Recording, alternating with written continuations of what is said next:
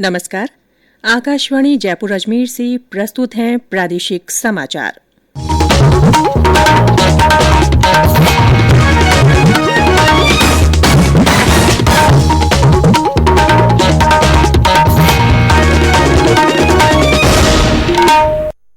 मुख्य समाचार।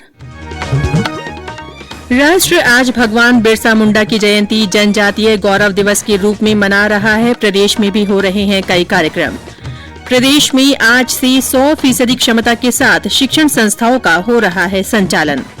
राज्य में कोरोना के सक्रिय मामलों की संख्या बढ़कर हुई 82। कल 16 लोगों में हुई संक्रमण की पुष्टि।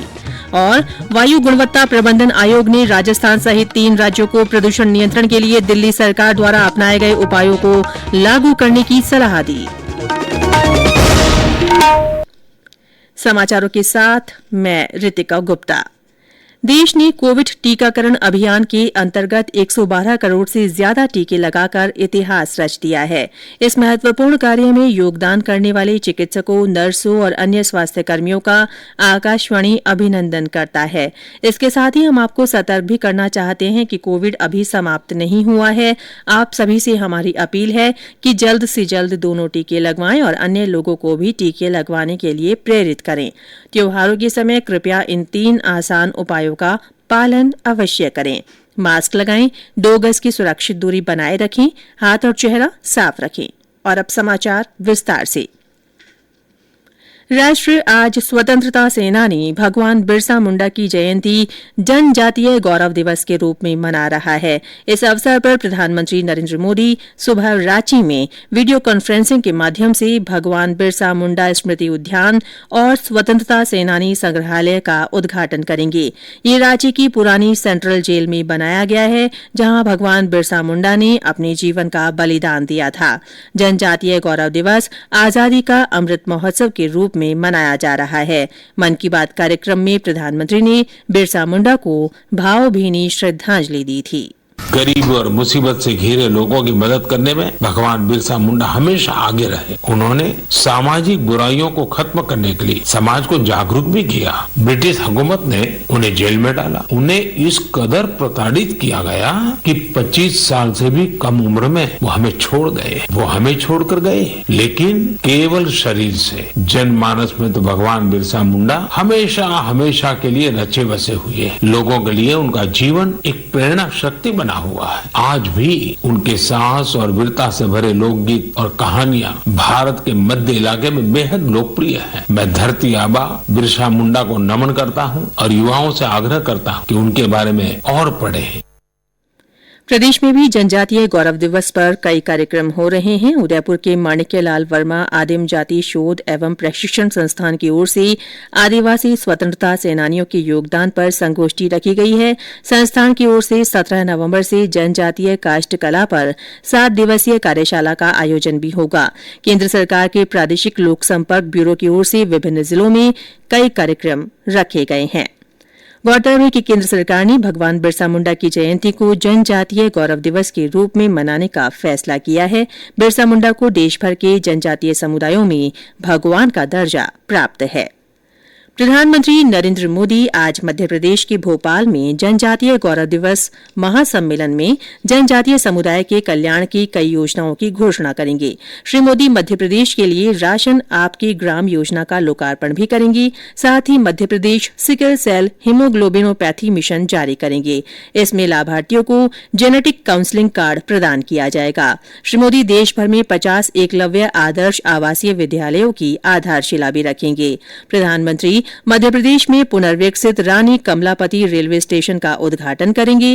गोंड राज की बहादुर और निडर रानी कमलापति के नाम पर यह रेलवे स्टेशन मध्य प्रदेश का पहला विश्व स्तरीय रेलवे स्टेशन है। इसके अलावा श्री मोदी रेलवे की अनेक योजनाओं को राष्ट्र को समर्पित करेंगे। कोविड प्रतिबंधों में छूट के बीच प्रदेश में आज से शिक्षण संस्थानों का संचालन 100% क्षमता के साथ शुरू हो गया है। स्कूलों में प्रार्थना सभा और खेल गतिविधियां भी अनुमत है। हालांकि विद्यार्थियों को इस दौरान सोशल डिस्टेंसिंग का पालन करने के लिए कहा गया है। बिना मास्क छात्रों को प्रवेश की अनुमति नहीं है। प्रदेश में कोरोना के सक्रिय मामलों की संख्या बढ़कर 82 हो गई है। पिछले कुछ दिनों से कोरोना के नए मामलों में बढ़ोतरी हुई है। कल भी 4 जिलों में 16 लोगों में संक्रमण मिला। जयपुर जिले में 12, अजमेर में 2 और कोटा तथा नागौर में एक एक व्यक्ति में संक्रमण की पुष्टि हुई। कल इस बीमारी से 5 और लोगों के ठीक होने के साथ ही अब तक कुल 9,45,483 लोग स्वस्थ हो चुके हैं। इस बीच प्रदेश में कोविड टीकाकरण का काम जारी है। अब तक 6 करोड़ 43 लाख से अधिक वैक्सीनेशन हो चुका है। कोविड संबंधी राष्ट्रीय हेल्पलाइन नंबर हमारी वेबसाइट newsonair.gov.in पर उपलब्ध हैं। ये समाचार आकाशवाणी जयपुर अजमेर से प्रसारित किए जा रहे हैं। समाचार अभी और भी हैं, उससे पहले कोरोना जागरूकता संदेश।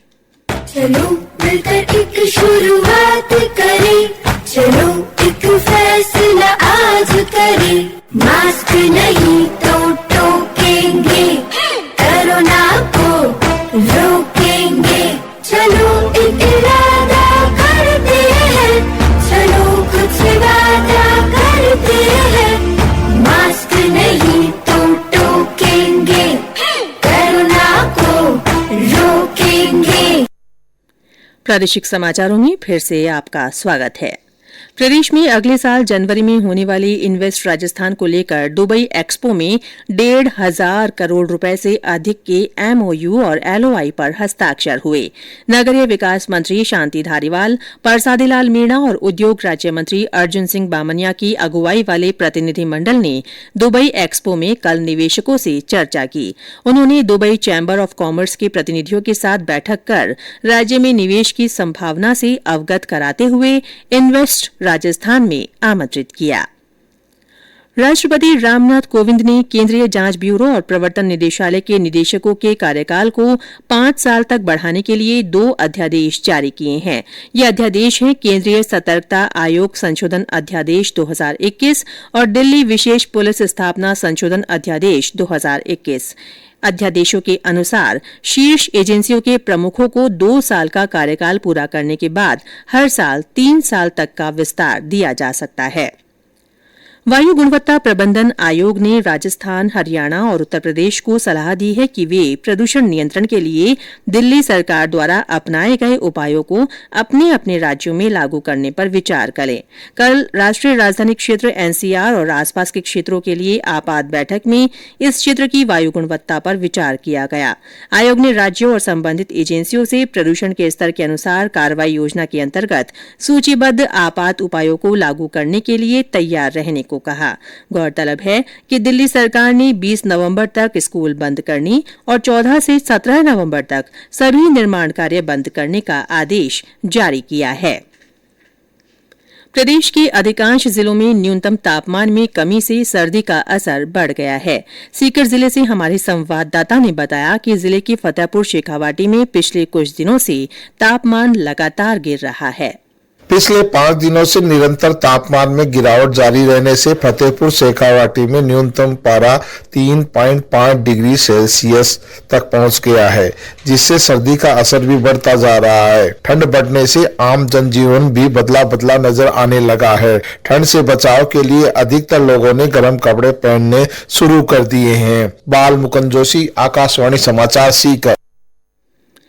ऑस्ट्रेलिया ने न्यूजीलैंड को 8 विकेट से हराकर अपना पहला T20 क्रिकेट विश्व कप खिताब जीत लिया है। कल रात दुबई इंटरनेशनल स्टेडियम में हुए फाइनल मुकाबले में न्यूजीलैंड ने पहले बल्लेबाजी करते हुए निर्धारित 20 ओवर में 4 विकेट के नुकसान पर 172 रन बनाए। ऑस्ट्रेलिया ने 7 गेंद शेष रहते 2 विकेट के नुकसान पर लक्ष्य हासिल कर लिया। प्रधानमंत्री नरेंद्र मोदी इस महीने की 28 तारीख को आकाशवाणी से मन की बात कार्यक्रम में अपने विचार साझा करेंगे। ये इस मासिक रेडियो कार्यक्रम की 83वीं कड़ी होगी। प्रधानमंत्री ने कार्यक्रम के लिए श्रोताओं से उनके विचार आमंत्रित किए हैं। और अंत में मुख्य समाचार एक बार फिर। राष्ट्र आज भगवान बिरसा मुंडा की जयंती जनजातीय गौरव दिवस के रूप में मना रहा है। प्रदेश में भी कई कार्यक्रम हो रहे हैं। प्रदेश में आज से 100% क्षमता के साथ शिक्षण संस्थानों का संचालन हो रहा है। राज्य में कोरोना के सक्रिय मामलों की संख्या बढ़कर 82 हो गई है। कल 16 लोगों में संक्रमण की पुष्टि हुई। और वायु गुणवत्ता प्रबंधन आयोग ने राजस्थान सहित 3 राज्यों को प्रदूषण नियंत्रण के लिए दिल्ली सरकार द्वारा अपनाए गए उपायों को लागू करने की सलाह दी है। इसी के साथ प्रादेशिक समाचार बुलेटिन समाप्त हुआ। हमारा अगला बुलेटिन हिंदी में दोपहर 12:30 बजे प्रसारित होगा। नमस्कार।